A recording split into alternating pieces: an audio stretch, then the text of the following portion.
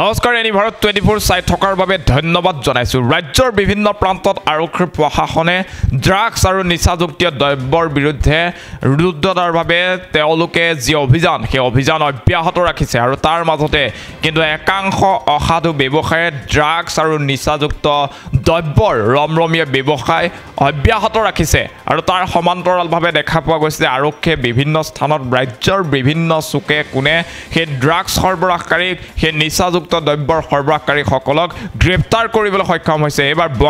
বঙাইগাঁৱত brown sugar সহ এজনক আটক কৰা হৈছে এই মুহূৰ্তত সবিশেষ খবৰ আমি হাফলেটৰ সহায়ত আপোনালোকক জনাই যাম বঙাইগাঁৱৰ মানিকপুৰত ব্ৰাউন চুগাৰ সহ এজনক গ্ৰেপ্তাৰ 2 নং দেওতাৰীৰ পৰা গ্ৰেপ্তাৰ সৰবৰাহকাৰীটোক ধৃত সৰবৰাহকাৰীটো সায়েদ আলী বুলি জানিব পৰা গৈছে আৰক্ষীয়ে জব্দ কৰে 25টা খালি কাৰ্টিজ 2টা ভৰ্তি কাৰ্টিজ আৰু 4টা সিৰিঞ্জ সহ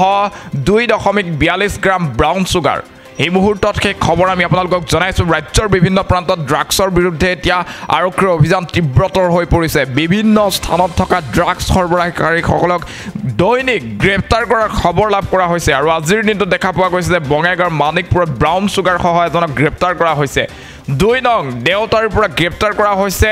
ধৃত সৰবৰাহকাৰী সায়েদ আলীক আৰু সায়েদ আলীৰ পৰা 25টা খালি কাৰ্টিজ 2টা ভৰ্তি কাৰ্টিজ আৰু 4টা সিৰিঞ্জ সহ 2.42 গ্ৰাম ব্ৰাউন চুগাৰ জব্দ কৰিবলৈ সক্ষম হৈছে আৰক্ষী